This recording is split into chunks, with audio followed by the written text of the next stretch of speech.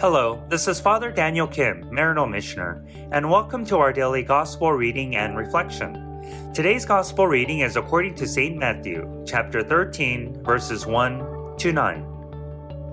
On that day, Jesus went out of the house and sat down by the sea. Such large crowds gathered around him that he got into a boat and sat down, and the whole crowd stood along the shore. And he spoke to them at length in parables, saying, A sower went out to sow. And as he sowed, some seed fell on the path, and birds came and ate it up. Some fell on rocky ground where it had little soil. It sprang up at once because the soil was not deep. And when the sun rose, it was scorched, and it withered for lack of roots. Some seed fell among thorns, and thorns grew and choked it up.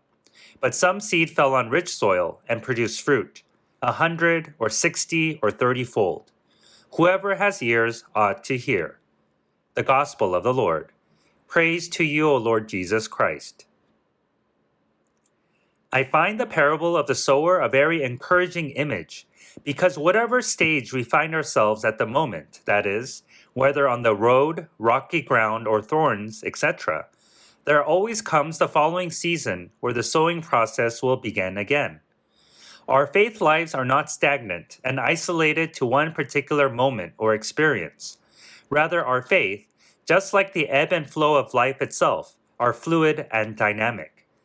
There are moments when we indeed feel like we have fallen on rocky ground and do not produce much yield. There are also times when we find ourselves deeply planted in rich soil where we bear 100-fold. The important takeaway from this, I believe, is to not give up on the sowing itself.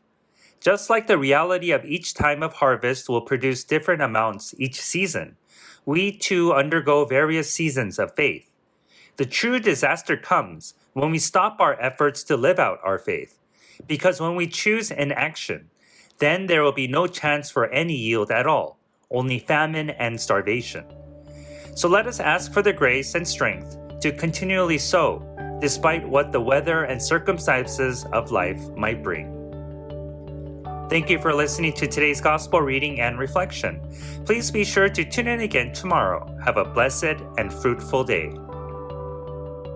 If you enjoyed today's Gospel reading and reflection, please make sure that you subscribe wherever you're listening to podcasts. Also, if you know somebody who may find value in today's reading, please make sure that you share it with them. To learn more about how you can support the work that Maryknoll does around the world, please visit us at maryknollsociety.org. And if you're interested in subscribing to our online magazine, please feel free to visit us at maryknollmagazine.org. Thank you once again for spending your time with us today, and God bless.